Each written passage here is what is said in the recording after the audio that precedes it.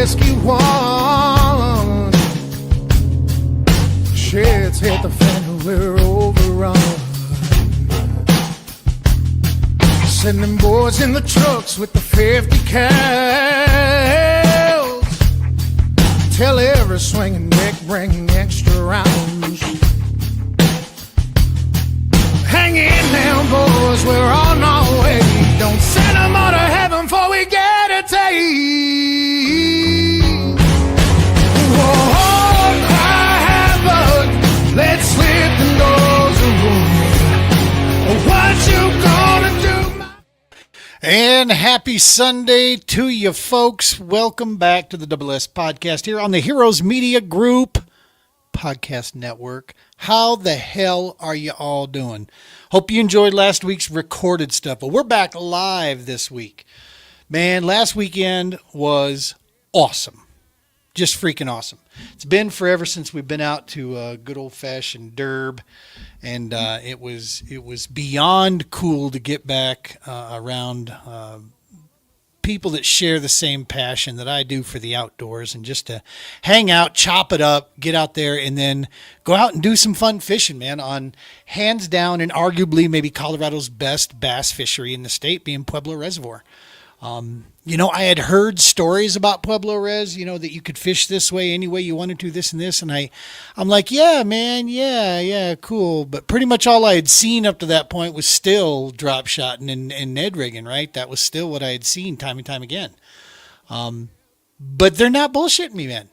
Dude, I caught fish on deep diving crankbaits this time at 16 feet down. I was cranking up culling green fish in Colorado. So yeah, and one of our guests here tonight also was buzz baiting his tail off and whooping on stuff. So yeah, it's one of the few lakes in this state that you can truly fish like any kind of angler that you want to be, and whoop it. And then of course our guest of honor, two-time state champ, going back to the Natty again, Miss Leslie Allee, aka the champ. She's here. Hey, before we get going too much further, let's pay the bills. Let's get all that bad stuff, bad boy stuff knocked out of the way here. Where am I going? There we are. Every episode of the Double S Podcast on this season brought to you by the Romans Warrior Foundation. Big things are brewing out there in Romans Warrior Foundation land. They have been busier than a one-armed paper hanger. They've been moving the wall, the GWAT wall, moving that around. They're right now, I believe, in Panama City, Florida is where they're at right now with the wall, which is amazing. Go check it out there. There's a lot of good stuff coming down. There's going to be ways that you can help with your mobile memorial here, the only mobile memorial in the United States that's dedicated to the entire GWAT era. That's 83 forward.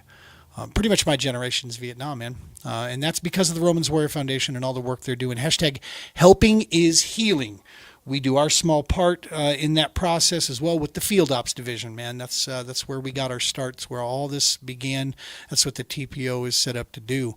Of course, the Heroes Media Group, Adam Bird, and all he has done to help give us a platform out there with my amazing co-workers, if you will, the other podcast hosts.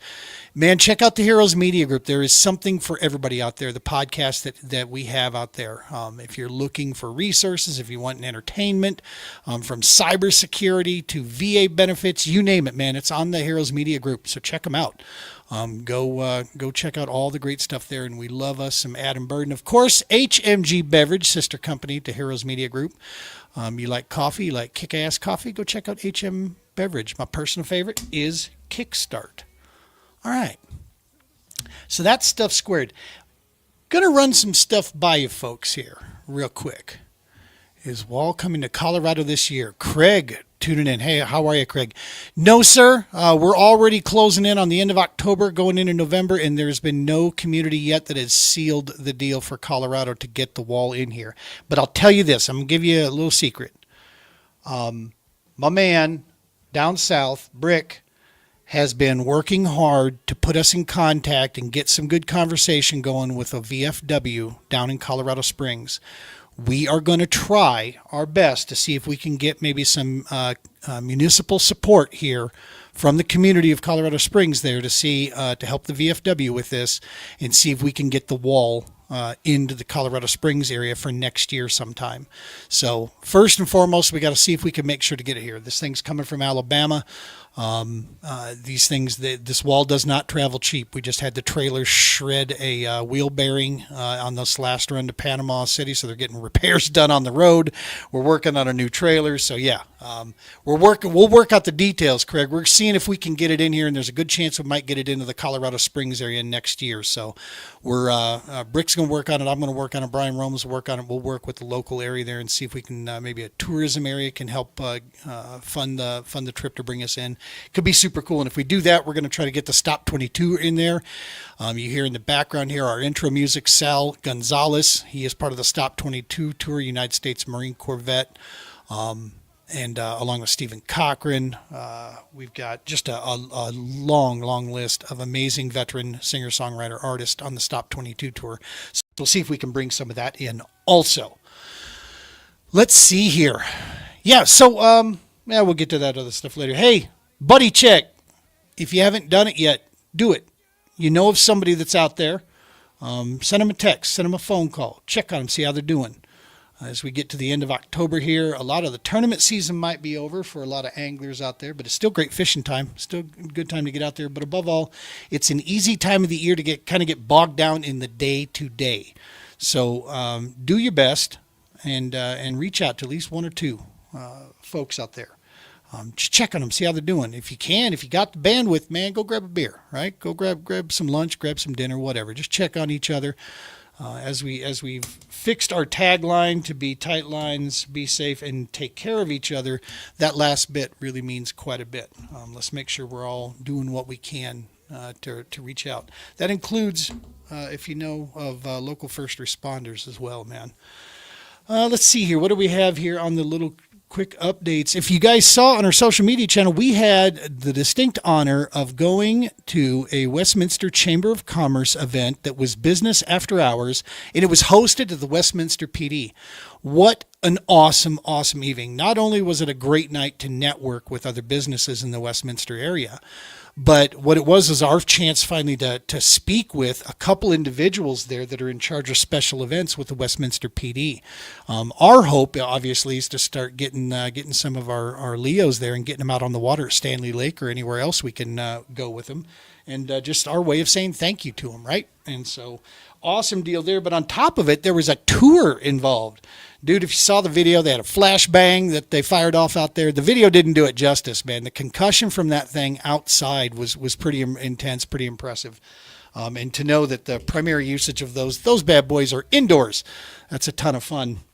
And the Tesla that was sitting close to us did not like the concussion on the flashbang.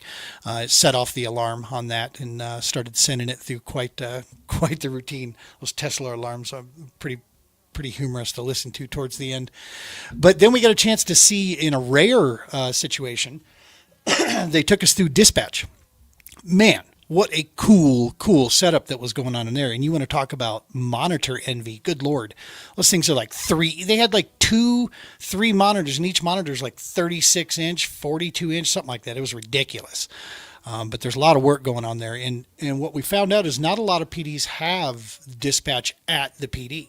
So it's quite an interesting deal with Westminster having that. But from their chief all the way through, what a cool, awesome group of people. Westminster, you're very lucky to have that PD protecting and serving that area. Super awesome. And then check out the pictures of the SWAT vehicle, because I'm saying that would look good towing some kayaks. That's all I'm saying. It would look pretty good. I'm pretty sure we could get a kayak hitch on the back and get a few of them in there. So, all right, I think that's about it for now. Let's go ahead and get our patiently waiting guest in the back here. I can see them in the green room. First, let's go ahead and bring in the man sitting in second place at the end of the day. He was sitting in first place at day one. I thought for sure he's going to walk away with this thing. Champ ran him down, though, unfortunately for him. But that still is awesome because we had enough people to be able to send 2 people to the national championship. Mr. Nic Wetherill. Let's go ahead and bring him in here. What's happening, brother Nick? How you been? You're muted. Hey, what's going on, Gene? How are you? Good, buddy. Good.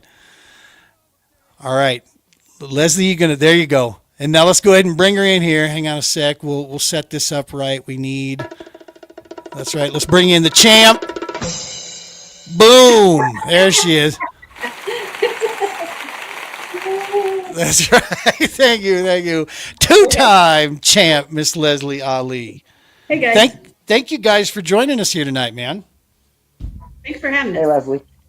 Hello. So yeah, man, I don't know if you guys had as much fun as I did. Now, mind you, I haven't been to a lot this year. I did just enough to qualify for the state championship, and then I was busy on doing a bunch of other stuff. But man, that was just a fun weekend. Great weather. Fishing was phenomenal. Seeing everybody was awesome. I mean, was it the same? Was it still the same for you guys, that same, or was it just kind of like, yeah, it was cool, but it was just another tournament. Nick, go ahead. Yeah, go ahead. Yeah, for me, it was, kind of the last day or last, weekend for fishing tournaments, and then get to hang out, at camp and see everybody. And the wind was a little bit wild on the afternoon of day one, but other than that, the weather was awesome. The fish were biting, at least for me. So I had a great weekend. Yeah. I almost actually forgot about the wind on day one, to be honest with you, totally, because we got a chance to fish up to like noon. How much did that change what you were doing, Leslie, for day one there, knowing that we were going to call it off at noon? Did it speed you up? Did you feel rushed? I think first day, I think I ended up in third. I think I was in third place that day. And honestly, I think everybody was saying, oh my God, why are we quitting? Because it was totally perfect. When Eric and I got our kayaks to the shore, it was just wham. I mean, the way it was bad. It was really bad. Did it change what I was doing? You know what changed what I was doing was the tournament for the CKFC, actually. I kind of knew and watching the weather, I knew the weather was going to kick up, and for how I fish, I knew I had to tweak what I was using because of the wind. So yeah, Sweet. I guess That's awesome. And that's what's super cool is seeing the adjustments that we make out there with that stuff. Nick, when you were going into day one there, I'm going to put this up here, dude. You put a bag together. I mean, that was a healthy day with an 18.5 kicker. Nick, did that change much of what you were looking at, knowing that we were cutting off at noon, or were you just like, no, we're just going to we're going to get after the bite and see where it ends up? Yeah, my pre-fish didn't go great. If we were fishing it on pre-fish day, I would have had 12 and a half. So this was just an area that I didn't check. Last year it produced well, had a top water bite, even though I couldn't get on it. This year I got on it. I caught a lot of fish on day one. I think I caught, 14 or 15 keepers. Oh my gosh, yeah, 5 + 6 it shows on the submission there. Awesome. Yeah, and by the end, I probably caught 5 little 13 and a halfers. I just couldn't get it to go. But as far as the wind helped my bite. Anytime the wind started picking up a little bit, I started getting bit again. So that helped me big time. Well, you'll notice all the way down in 12th on this picture, a couple 13 and a halfers would have done me well. Because I was sitting in 12th, and yeah, that's all I could find. 14 was the biggest fish I could lock in. Yeah. The area that I was in, I knew there was a couple decent quality fish, and I wasn't trying to win it on day one myself where I was fishing. But from last year, I knew that, no, there should be a couple decent quality size fish down in there, some 16s or maybe 17s. And I thought, well, that'll set me healthy for day one, right? I should be doing good there. good God, I fished the whole thing. And of course, right when I leave, like an hour later, some guy that had another kayak that wasn't fishing with us, he goes in there and I'm like, so how'd you do? And he's like, dude, right when you left, went in there, caught a 2.5 pounder. And I'm like, yeah, of course you did, pal. Of course you did. I only spent 4 hours in there. It's okay. But no, so after day one, Nick, you were smashing away there. Leslie, you also, I mean, you were bagging up fish. There's no doubt about it. And what you had, but yours, see, the thing I liked about looking at you, it's just consistency across the board. 16.5 was as big as you had, but also only 14.75 was the smallest. So you were on for that quality fish. Yeah, for day one. I kind of knew from day one, I thought, you know what? I always say top 5, if you're consistent for the 2 days, you can win, and I just thought if they're still where they're at and doing what I need them to do, which they usually are, and I can get them in the net, I can be consistent. So I want to ask this, Leslie. Okay. I love the way you approach fishing out there. I've learned actually a ton from you. It helped me reconnect this year. Okay. And that is to just take in the experience. You know what I mean? Stop letting the clock in the background dictate. I don't have to go learn something every time I'm out there. I'm there, and I'm damn thankful for the fact that I get a chance to do what we're doing. And lo and behold, I now am actually old dog learning new tricks, and now I am back to actually being able to bank some fish up. So I want to know, with that approach, I personally thought, in the talking that I've had a chance to do with you, you went into this thing not with just the purpose to kind of hang out and be there to enjoy the fish. You were there coming for that second title. I mean, I think you were there to win. I go into every tournament wanting to win. But I'm okay if I don't. I think that's kind of I'm usually pretty humble about wherever I end up, because I go in wanting to win because it's a tournament, you know what I mean? But I'm totally happy if I come in 15th, or I always shoot for top 10. But yeah, I'm still a little bit in shock, but I went in wholeheartedly that weekend wanting that shield. Yeah, for sure. That's badass. I love it. I love it. I learned something new this past tournament myself. And I'll share that with you guys here in a little bit. But I feel like it's I don't know, at my age and stuff, this point in my life, just being able to physically do it, being able to get away from the house and actually compete and actually really put my all into it, that's the big picture right there. So, and then if you catch the fish, hi, Annie, that's my daughter. If you catch the fish and you place, I mean, that's just cherry on top, right? So, hell yeah. But yeah, I want to win. Yeah. I love it. Yeah. I love that. And Nick, dude, you're no stranger now to this topic. We all knew this. I mean, we knew. I think Norton last year was the bell being rung that, okay, I'm here now, suckers. We all knew you were like on the edge, ready to go. We knew every time you got in an event, like it's just a matter of time before he picks one off. And then, Chen pulled that move that took you. We thought for sure you had the thing. Chen sandbagged his way to a deal.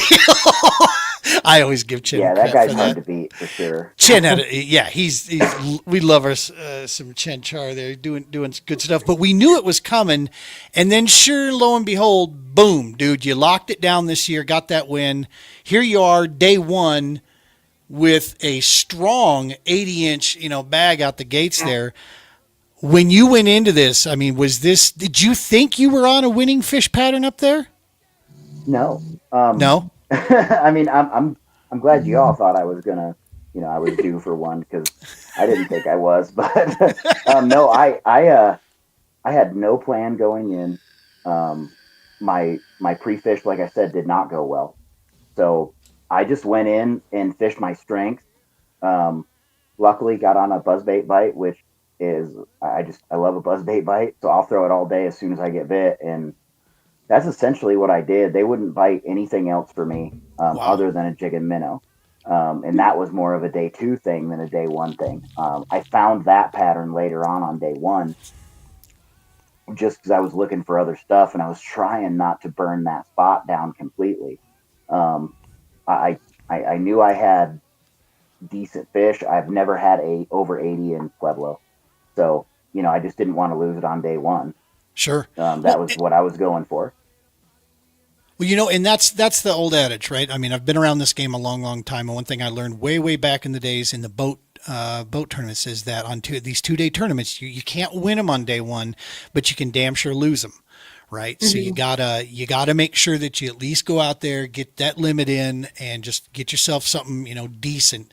It's always the question, how far out of first, can I be and still be all right? How far behind? You just never know, right? I mean, You Leslie, can't give up. You can't give up because look at that tournament CKFC. I mean, first place ended up way down second day, and someone that was down won it. So it's just kind of like 2-day tournaments change the game up, man. You got to have enough groceries there to get you through, right? You got to make sure whatever you're doing, you got to have a plan for that.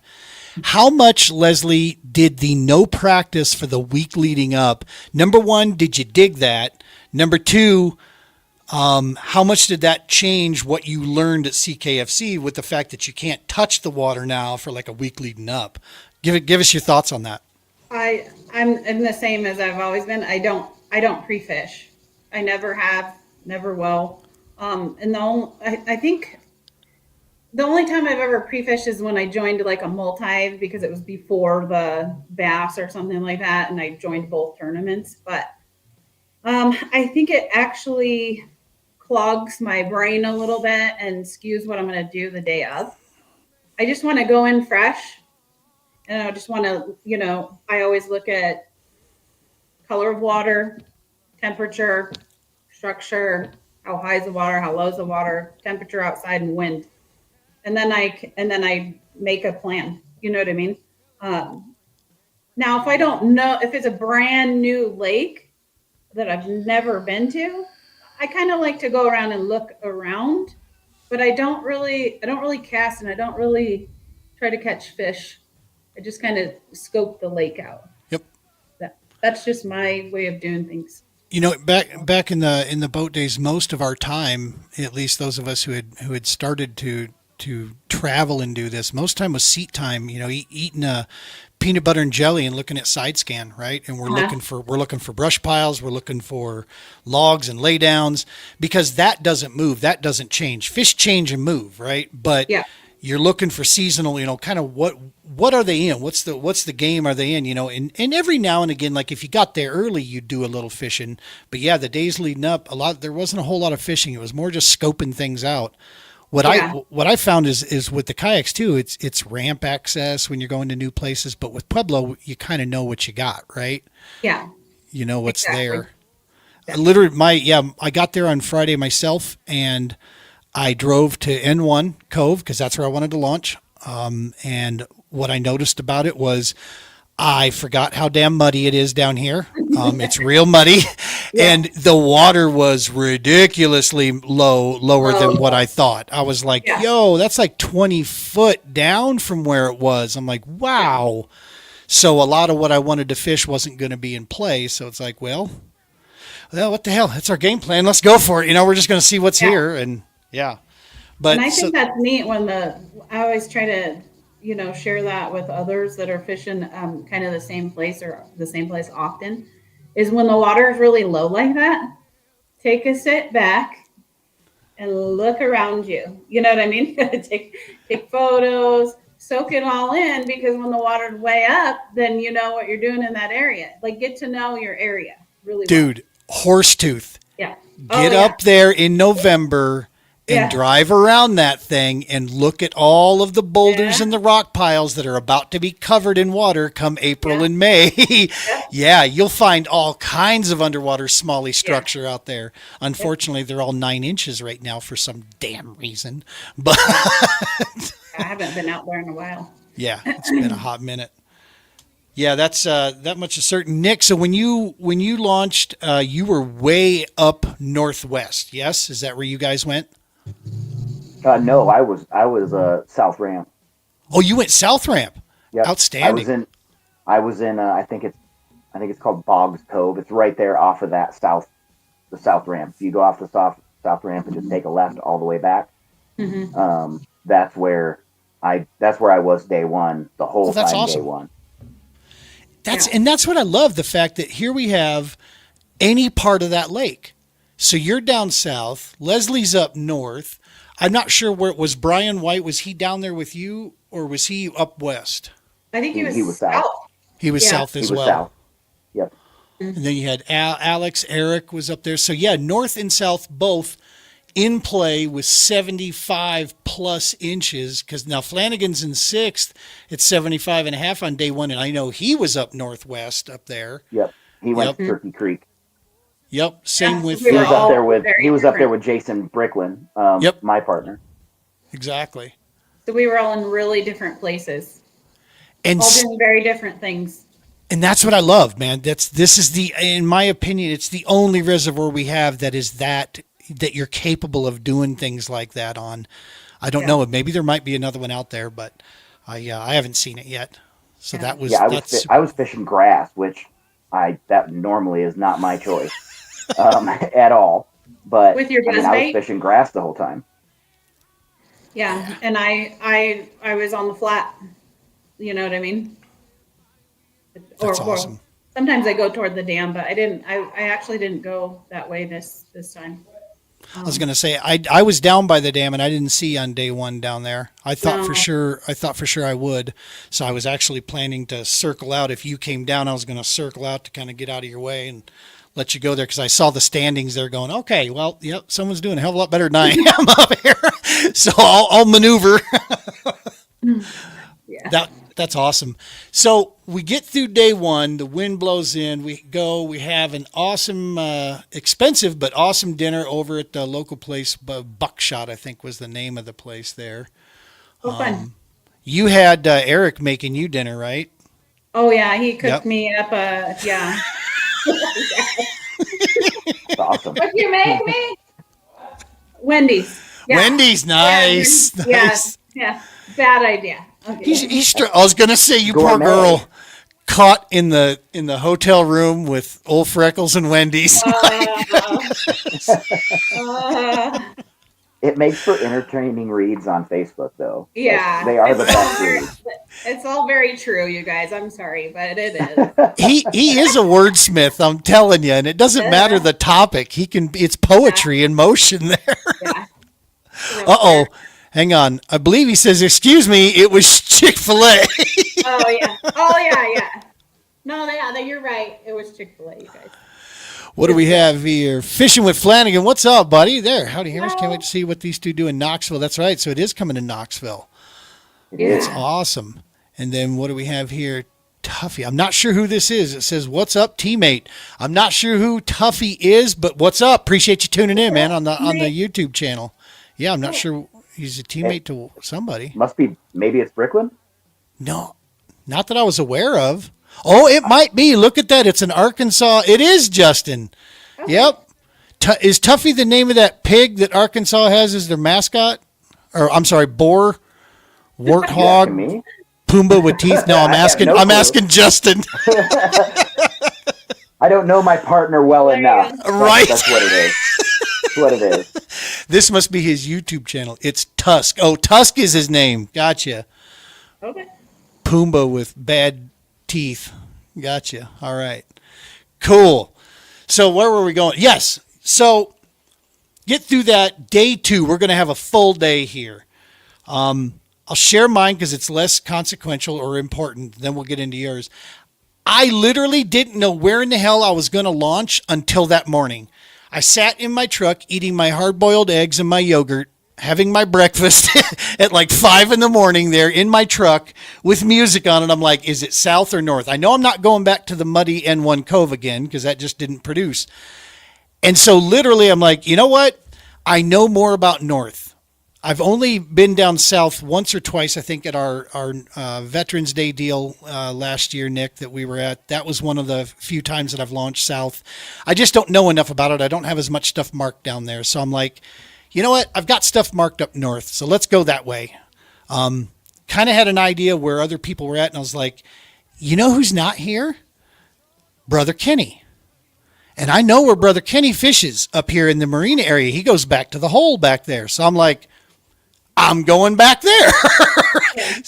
And literally, that's where basically I sat most of the day. And wow. The bait fish were moving into that area. There was a couple channeled areas. We had ourselves a day with that bad boy here. But so on day 2 comes in Bricklin.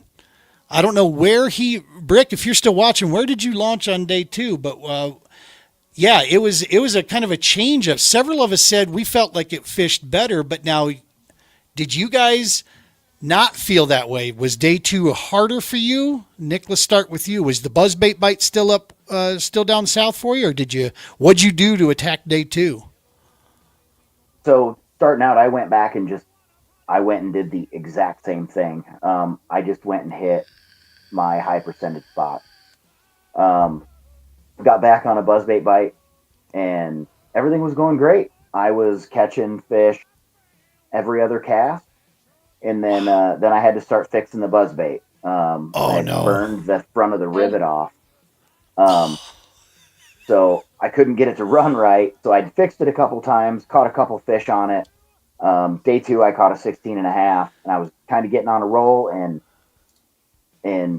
buzzbait done. That was kind of my whole day 2. Every time I got on a roll, something would happen, and then I just wouldn't be on it anymore. Or I would miss the bite. Like I broke off and twisted up, got a wind knot. Like everything was happening. Buzzbait break, and I started spinning out. It was not good. But basically, Bricklin and I basically switched day 1 and day 2. I led day 1, and he was down, in the 12-13 realm, and day 2 I was down in the 12-13 realm, and he won day 1. So for the team event, it kind of worked well, but it made for some concern on day 2. I thought I was screwing this deal up, and I was just going to burn it down all the way. But dude, when people luckily, ask, do you really need 6 of that same buzzbait? Yes, we do. Yep. We need the same thing multiple times over. and I was thinking about the time when I was holding it right before I left and went, oh no, it's all good, and threw it down on the floor. When I got back here, Sunday night, I was like, well, I got you now. I could have used you about 6 hours ago. But I got lucky and pulled it off. So, Leslie, you once again playing the consistency kills maneuver. You had another solid day, 76 inches. That puts you the 5th best bag there on day 2 as well. Yeah. What changed, or did you just rinse and repeat from day 1 again? Just kind of moving, was it a similar area? If any of my questions are too much the juice, you tell me just to go pound rocks, and I'll change something up. Feel free to. I think you have to give up all the juice, I think. I'm fine with sharing.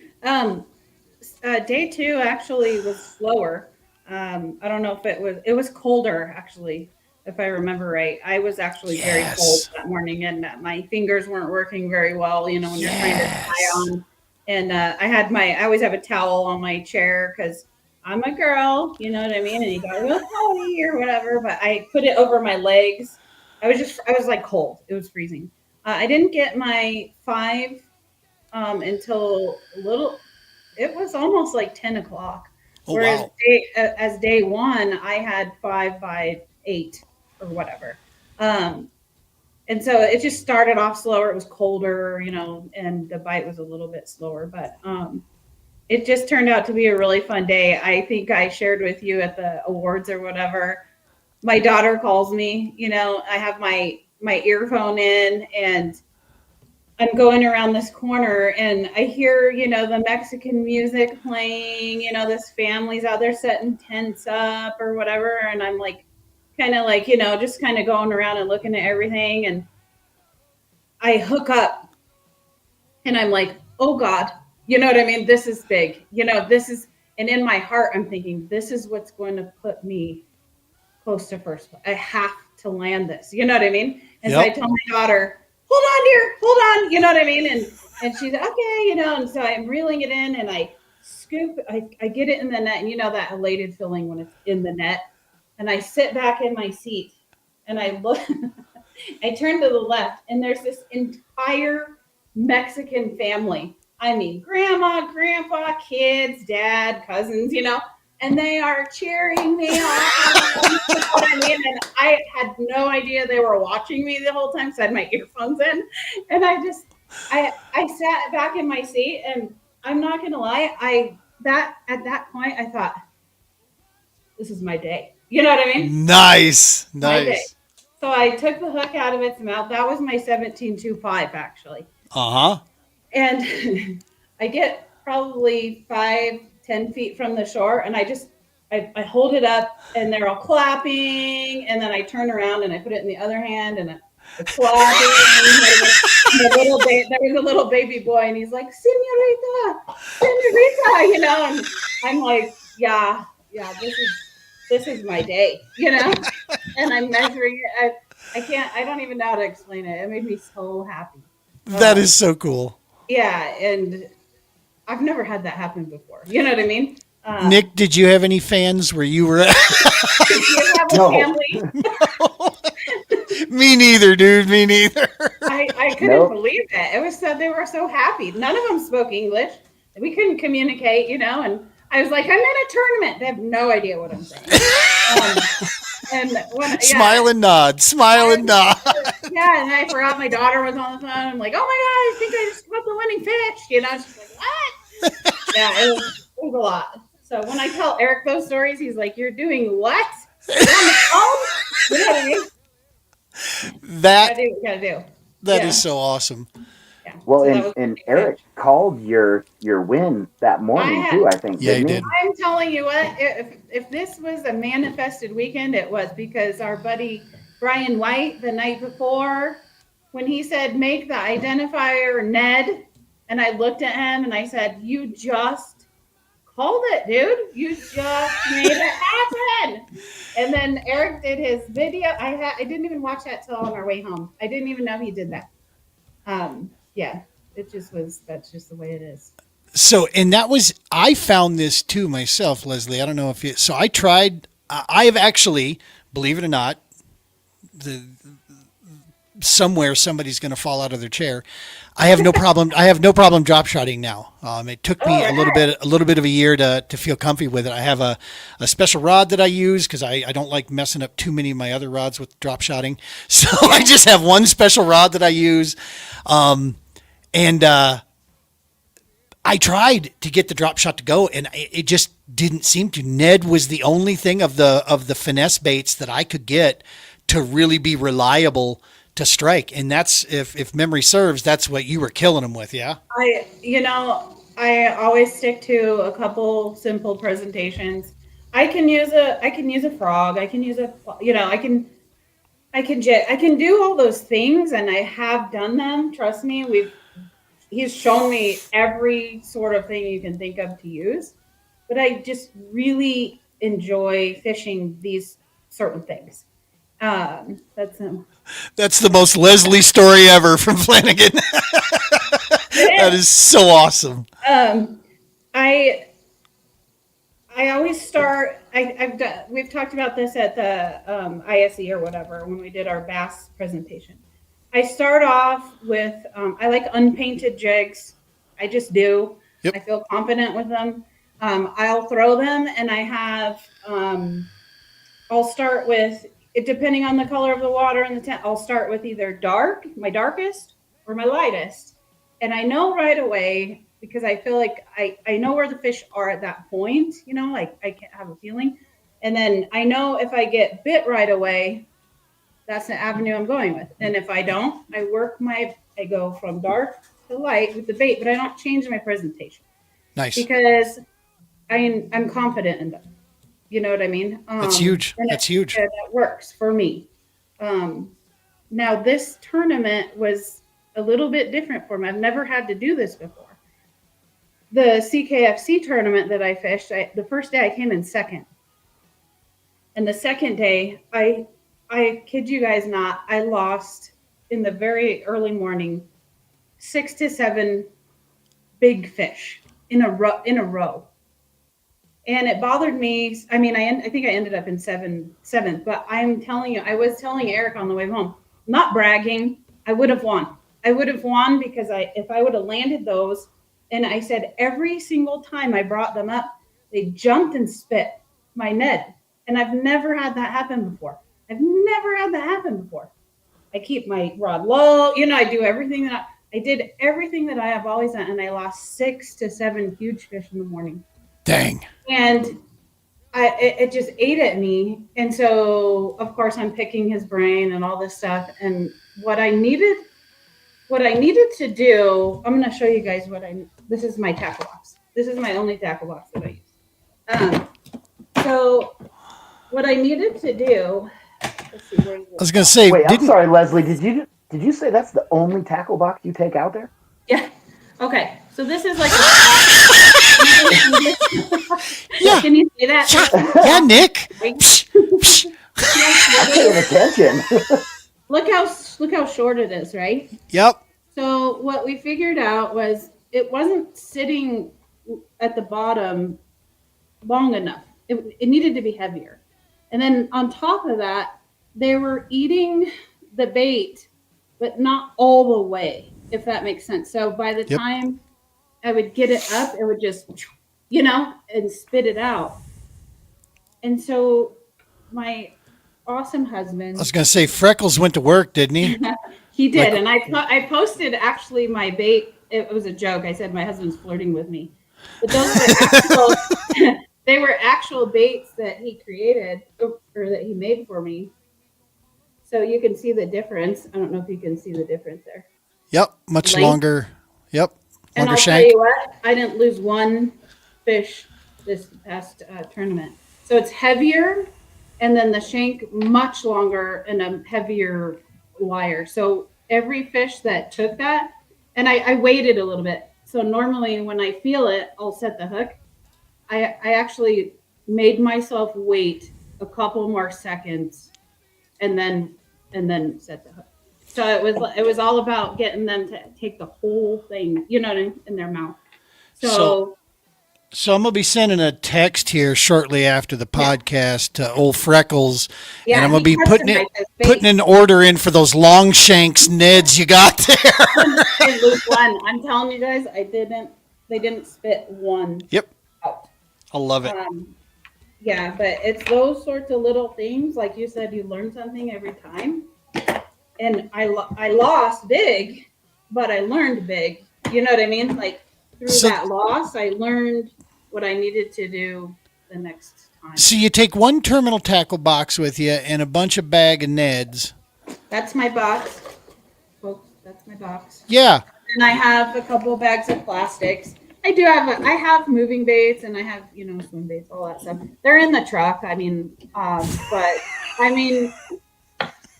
I had a football head. I was gonna do tubes, you know. That was my next switch because the drop shot wasn't working. Yeah. So I knew I needed to get out deep, and I knew I needed to get to the bottom. Yep. And it was either going to be the larger Ned or a football head with, you know. But, yeah, I think that sometimes if you lose the tournament and you kind of sit back and kind of process what could I have done different or what was happening, like you having the extra of the same and all that, those are like big things that you can put into your next. That's pre-fishing for me. So I love it. Nick, How hard would it be to reduce you down to 6 boxes? Yeah, I don't take a whole bunch of. I mean, I have one terminal box, and Yeah. then I have 2 boxes that have some chatterbaits and some other stuff. But I go crazy on soft plastics, and I go crazy on swim baits. I'll have 3 different kinds of 3-inch swim bait and 3 different colors, and I'll Yeah. have, and then yeah, I'm a dumpster fire when it comes to tackle. Like just that thing is there's so much crap in this How room. to It's get crazy. that in a kayak by Nick. Yeah, and Well, I mean, I took Eric will 10 have rods. 11 rods. Yeah. You guys Yeah. are crazy. You guys are crazy. Yeah. I just don't like retying out on the water. That's what a lot of that can be narrowed down to laziness as well. But If I figure out what I'm going to do, I'll tie the same thing on 4 times. You know what I mean? right, Yep. I'm yeah, with you. I had 4 buzz If you're baits on tied fire on. and you're, that yeah, day. you want to just grab one and keep going. Yeah. You know, and that's it's part of that whole mentality. And I don't know what it is other than if you do enough tournament fishing, it helps develop a strong case of FOMO for you, right? Because inevitably you're out there and if the bite isn't working, where our mind tends to go, and it's so stupid, but it does, is if I would have just had this that's sitting in the truck, I'd have probably been okay. When at the end of the day, we know damn well it wasn't that bubblegum colored, stickworm that was going to change your whole world for you. But still, it's that FOMO, man. That's real. It'll make you pull that stuff out. Well, in the no pre-fish aspect. Exactly, really, Eric. Just what I was pre-fish. saying. Never know when you'll need a rainbow trout sluggo from 1989. You ain't You never lying, know. dog. You ain't lying. Oh my God. Yeah. Yeah, for me it was the no pre-fish too. I pre-fished the weekend before just to really see depth, clarity, and then rough temperature because I hadn't been at Pueblo except for the CKFC event in months, and it had changed a lot from those 2 events for me at least. Yeah. But the no pre-fish, I went out there not knowing what they were going to hit, and I could have really saved a lot of time. I could have had 2 buzz baits and 3 rods and done everything that I did. Yeah. Isn't that the truth, right? I mean, like Lovell talks about this, and he'll take, his arsenal out there, but inevitably if things get tough, he's backed. He's got 1 rod and reel in his hand. He's locked in until he gets that limit, till he's in here. Big shout out to Lovell for securing that AOI title. That was awesome. We weren't sure how that was going to work out. A tiebreaker between he and Arledge. How freaking awesome was that? Came down to inches. Me It and was Nick. Jason. Oh, was it you guys for AOI? It was you? I thought it was Arledge that tied with him. Bro, I got second a lot that weekend. I got a lot of second places that weekend. Yeah, you did. Well, shit, man. Congratulations. See, we all, it didn't surprise me. That's what I'm saying. We knew your time was there, dog. It was coming. Yeah. I'll Well, never Lovell forget. whooped me in Yeah. inches, so he was way ahead. That Yeah. is super cool. That is super cool that the 2 of you, came down to the end there for that bad boy. Sorry, I didn't mean to cut you off, Leslie. What were you saying? It's okay. I just remember there was a couple seasons where I kept getting second or whatever. And I remember Paul Roth came up, I said, I just can't seem to get past second. And he's like, you will. And sure enough, that was when I got the first championship. So Heck yeah. yeah, you'll be doing it for sure. Oh, I was super happy with second this time. This Yeah, is like yeah. one of the only times I'm like, second's not so bad. This Hey, time honey. you get a little Willy Wonka ticket to the big show. Yeah. So. That brings us to day 3. We lined the day out here, 2-day totals. Looking awesome here, man, all the way through. Those are some stout numbers here, and punched the ticket to the national championship for you guys. So what do we know so far about this? We know Knoxville, Tennessee area. We're just still not, they haven't announced the body of water for the kayak deal, have they? No. No. The No, classic's but I'll going to tell be you- on the river again, so Yep. it could be Chick again. It's a long drive, I'll tell you that. I was going to say 2 years ago, that's where you went, right, Leslie? So it was 2023. Yep. It was Chattanooga. It was Chickamauga. Yeah. And I I remember learned a lot from that. I remember the weather poured on you on that one. I remember seeing those pictures. You got soaked. It rained nonstop. I was kind of fresh into the whole scene, so I didn't have a motor uh, on Chickamauga, and we didn't have a lot of time. So literally, we drove 2 days. So we drove to Kansas City, stayed the night from Kansas City to Chattanooga, drove around the lake. I didn't have time to pre-fish, and then the next day was the tournament. I fished 2 days. It rained nonstop. My goal was to be top 100, and I think I made 99th place. So Nice. but I'll tell you what, I mean, going and embracing the suck, like I know now what to do. So if it's Chickamauga, I know what to do now. Feeling better about it. Yeah. Got some comments here. Hey, those sluggos were bombed down in the south, so he's agreeing with it. Eric says he won pre-fishing for sure. Yeah. Yeah. Eric pre-fished a lot. Those 89 helicopter lures were better, though. Nice. I don't even remember those. And then Craig says, I think it was Fishful Thinker that suggested that you go out with a buzz bait on a kayak to learn that particular bait that you will learn. Yeah.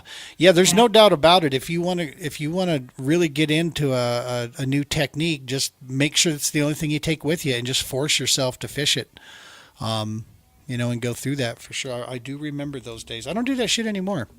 I just go to fish. I just go to fish and have fun, and lo and behold, I'm feeling cleaner there myself with the whole thing. And so, but again, I'm not. It's a different deal now. I'm going to be real picky about what's going on and what fisheries are out there. I'm not chasing AOI stuff. We're so busy now on the TPO side that I just don't have time.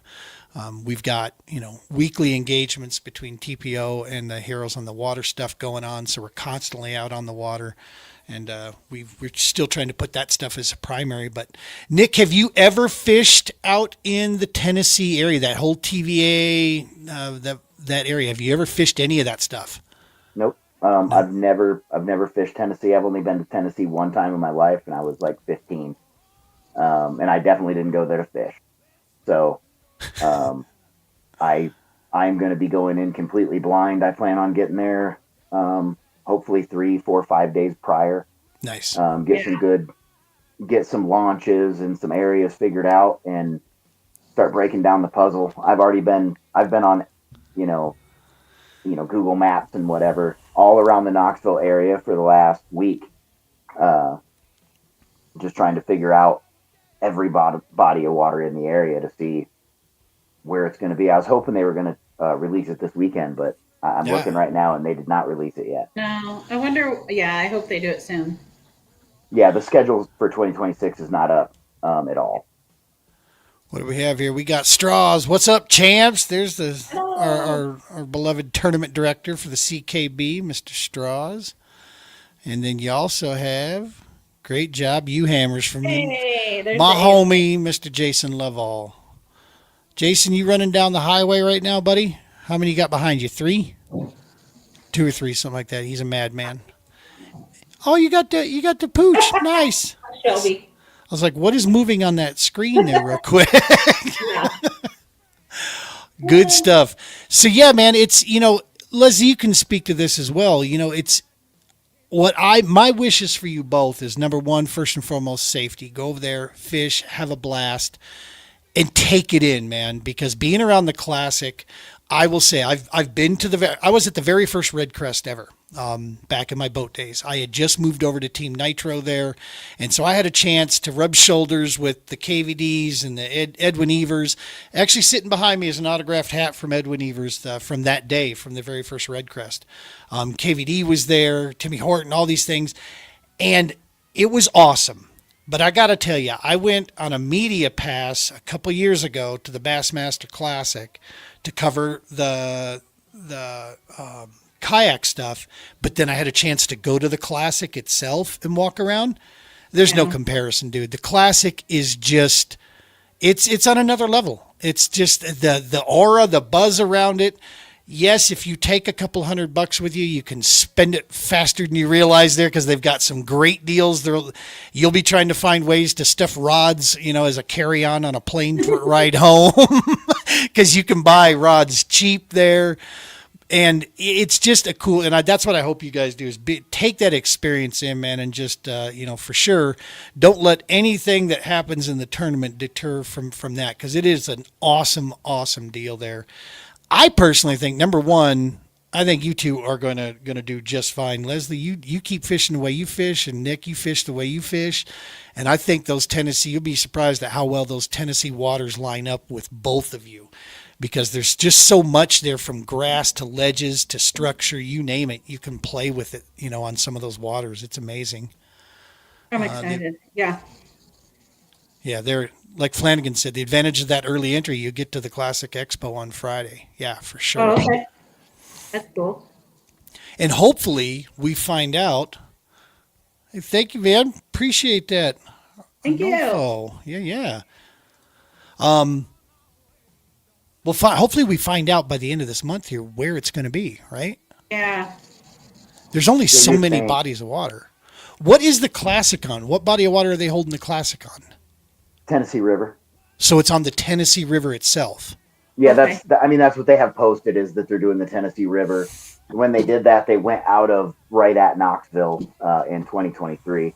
I might have been on a little bit of a 2023 open binge.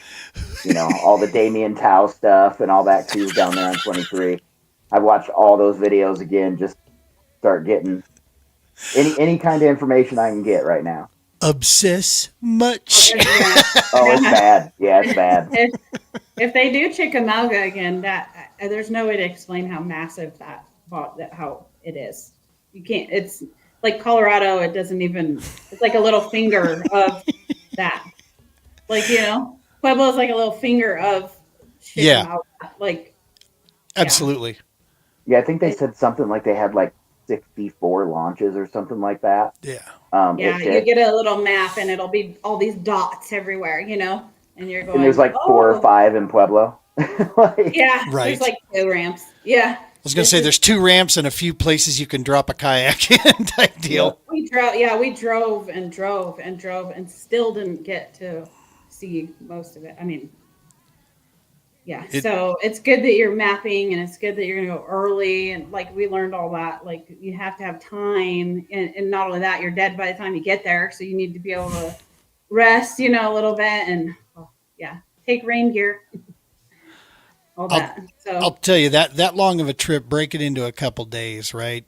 Don't kill you. Yeah, it's I think it was like 2 12-hour drives is what we did.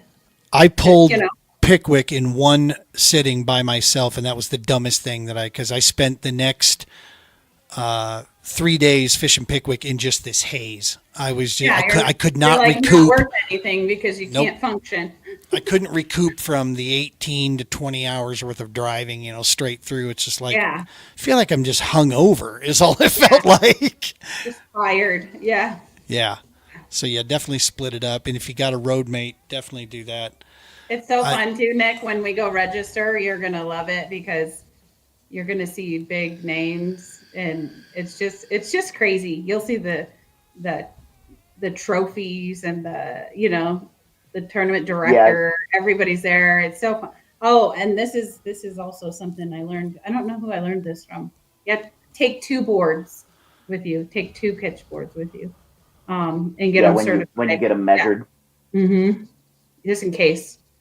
We went to Havasu, Matt Collins and Rojas, That's and I think Massimo and Kenny Hood. We all went down to Havasu. So I lucked out that.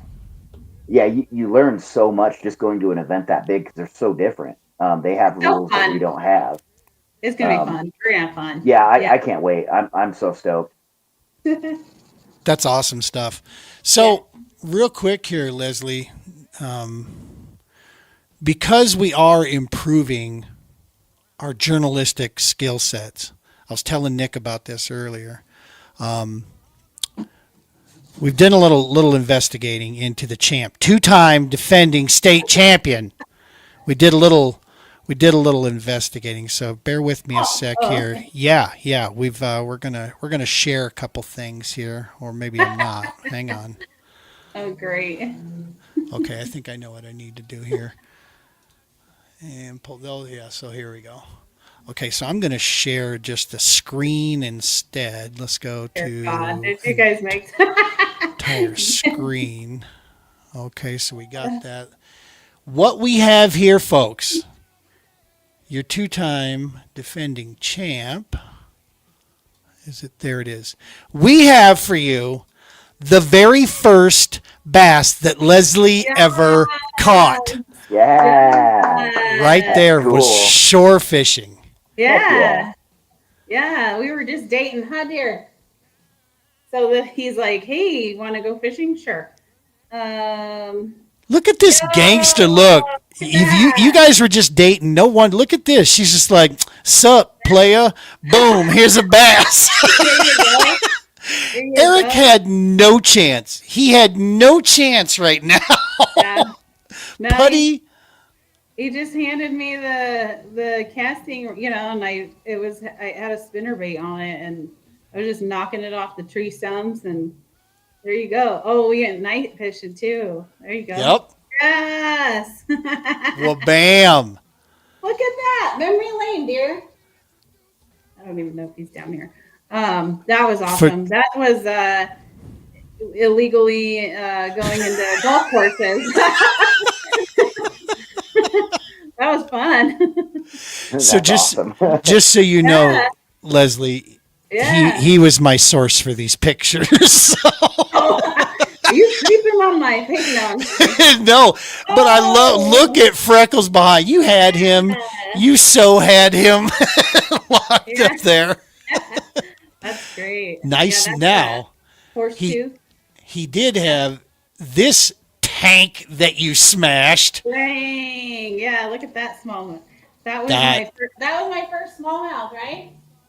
I don't know. That was that was actually a pretty fun day. He was teaching me how to bed fish offshore, and yeah, that smallmouth was pretty darn big. That's great. And then let's see here.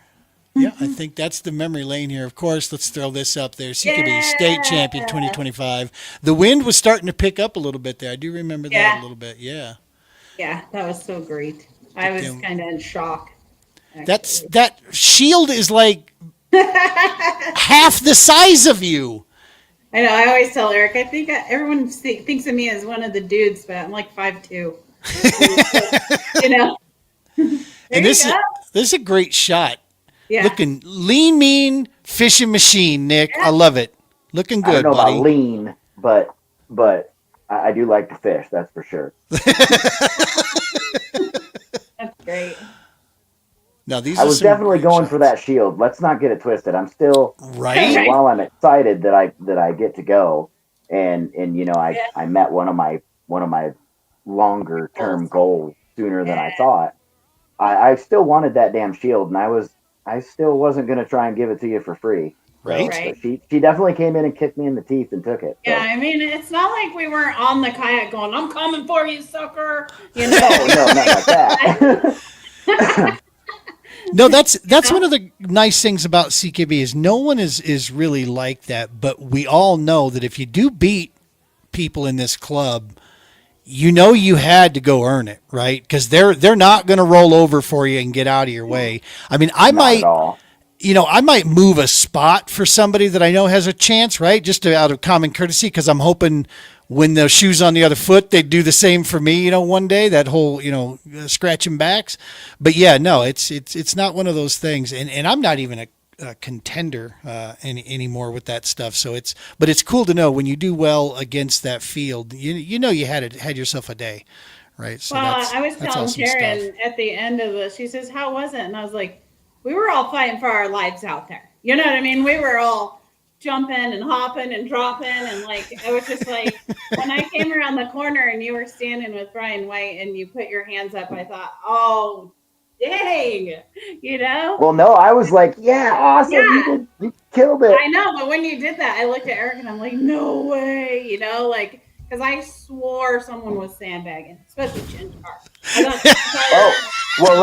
Oh, let me tell you a little story about Chen Char.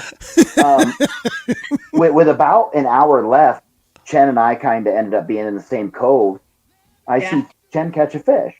I'm like, hey, was it a good one? He goes, no, it wasn't too good. It was like only like a 15. I'm thinking, man, 15 would be great right now. Yeah. I was like, yeah, that'd be awesome. He was like, oh, well, hey, dude, here, take my punch setup. The one that he just caught that fish with. And I was like, oh, are you not doing very good? He was like, no, I need like a 17 and I might win this thing. I'm like, you're going to give me your rod that you're catching fish on? Yeah. Like what a great dude. But also, come on, Chen, what's wrong with you, man? Don't give up the rod you're catching fish with. Yeah. But so we're fighting it just goes to show. Yeah. Everybody's just so cool. Like, and Eric came up and congratulated me after, and you could tell he was still gnawing on just being out of it, because I think he took fourth, if I recall. Fourth and or fifth. So he was still kind of chewing on it, and you could tell, but you could still also tell that, you know, everybody was genuinely happy as well. Oh yeah. Fourth, which is a weird mix. I'm always so happy for everyone that wins, and I truly feel like everyone feels the same way about everyone else. I do. Yeah. When they win, yeah. You know, I will say that is the thing that I missed the most after doing a real limited run this year.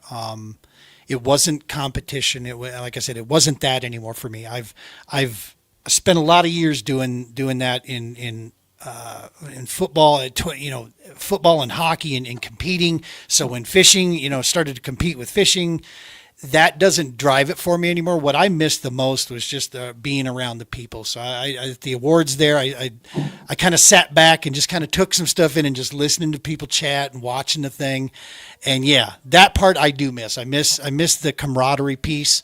And so, yeah, that's what I look forward to. And of course, my man, Jason and Justin, those two are freaking hilarious to hang out with. The three of us in camp, and then Nick stopped by and Flanagan stopped by, and that was awesome. That's just that's what it's for me nowadays. That's really where it holds its deal. But it's a special group over at the CKB. What has been built there, and I hope that it continues on just the same way, and that the things continue on that, because I'm looking forward, and I'm going to be anxious to see where you guys go next year.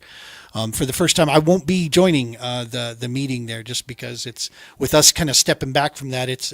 My opinions really shouldn't have any bearing whatsoever now, on where you guys go. But I'll be watching, because if you're going to cool waters, yeah, probably jump in a couple there. And I'm actually trying to get my kid into this. He's 23. And he's getting his fish sense back.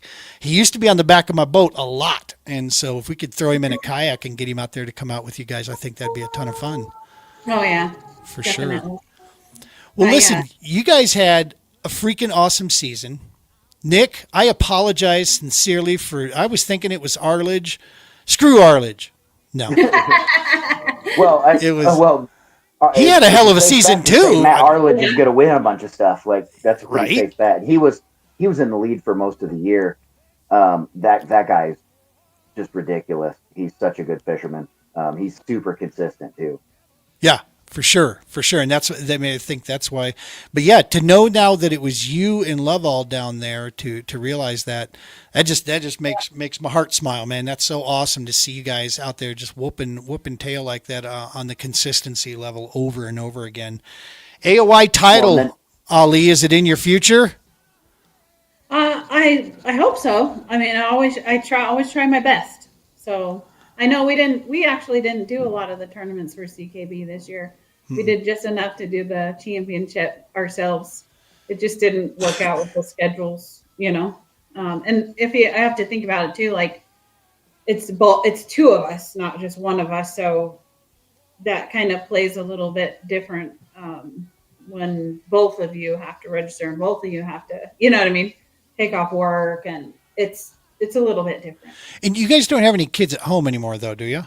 We do. We have our two boys. Yeah. So we have Eric Jr. And then we have my son, Joseph, and he's a senior in high school right now. So still got Gotcha. the dudes. So You got a house of dudes. all dudes. Yeah. Yeah. Well, See, I'm one of the dudes. No. right? See, Brickland's on the opposite. He's got a house of estrogen. Oh, women. He's got a pair of twin daughters that are like, I think, want to say 5 or 6, and then he's got a 2-year-old, 3-year-old, something like that. I think. Oh, yeah. yeah. That dude, he just gets, he daddy. He gets it from all sides there. And I had a daughter that was little ones. You just wrapped around the fingers Yeah. for sure. Good stuff. Well, listen, I think,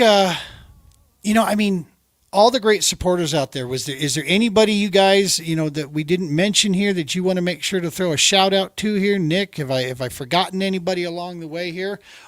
I actually have one once you guys are done. Yeah, I mean, not from me. I don't have a bunch of sponsors and all that stuff. So Yeah. to all the people in the club that have whooped my butt and made me better. Flanagan, Matt Collins. Shout out to Matt Collins out there doing the Lord's work. And Leslie, Eric, Chenchar, Matt. Love all the Matts, Arledge, all the rest of them. And then Sharon and James for all the work they do for CKB, and then Matt Flanagan for all the work he does for CKB, so we can go chase fish. That's awesome stuff. And Eric's over here talking about new waters for Boyd. You be quiet now, Freckles. Your microphone runneth over now. But I did like this. Arledge equals McLovin. That's pretty good. That's all right. McLovin. Yes, that was the shout out that I too wanted to give there is to a former guy that was always in the fight to win AOI or any of one of the events. Matt Collins out is on deployment right now. Thinking about you, Matt. We love you, man. Appreciate the work you're doing. As always, huge. Big prayers, positive vibes. Heading out there, get his butt back and get him fishing again. That'll be good. Leslie, I'm betting Eagle Claw Trocar played a part in your season. Oh yeah. I mean, gosh. I mean, they were around. I just in the backseat. I get to see all the insides of everything that happens. So I'm just grateful. They do have really good. I mean, I learned on their hooks. That's all I've ever really. I've used a couple other things, but I mean, yeah. Definitely Eric and mentoring me and showing me, all the fundamentals and helping me get in the kayak off the trailer. And I love you, Dare. All the friends, all the fishing friends, all the positive vibes, everybody. I mean, I can't even, everybody's comments and, I genuinely think it's just a really good group of people that just really love being outdoors and cheering each other on, and it's just all the friendships, all the friends. Yeah, you can see it too, man, when you're at these awards and you see people genuinely getting excited for others' success. Right, seeing the two of you, knowing that the two of you are going to go represent CKB up there, flat out, dude. That was just like hell yeah. As a member of that group and watching that, it just, you love seeing the success for people that have worked hard to make it happen and that are good people and deserve to go there. And once again, we got some great representation going that's going to represent our state out there, on the national stage. Wish it was a little closer, but it is what it is. And who knows, Nick, if you need somebody to drive, man, I might be road ready by that time. And I could be your road homie if you need it, man. Let me know. Yeah. All right. We might have to work that out. You can go down there and you'll be down at the expo. That's what I'm saying. I'll go. Giving everybody a bunch of stuff. This it might work out because it was a great networking deal for us. We got a lot of in who knows, man. If you can seal up, I'll tell you some guys that said they wanted to work with us, but you got to follow up with these guys or they lose track. Because that's Randy Howell and Ty I think is how his name. is pronounced. Those two guys that are always clowning each other online. I've met Ty before and got a chance to meet Randy at the Classic. Told him what our mission was. They loved it. They said, "Let us know how we can get help you with that, man." So there's some pros out there that absolutely would love to get behind some of this stuff. It's just a matter you got to have details and put that stuff together. So yeah, it's always a good deal to head into that next. Next step there. And Eric says, "I'm Leslie's rod tackle caddy." That's right. Yeah, buddy. Flash boy. A kayak caddy. He's my caddy. Now that could be. My caddy daddy. No.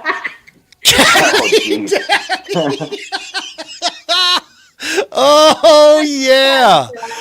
Freckles got a new nickname. Yeah, I can't The believe you did caddy that to him. daddy. That one might stick. I'm just saying.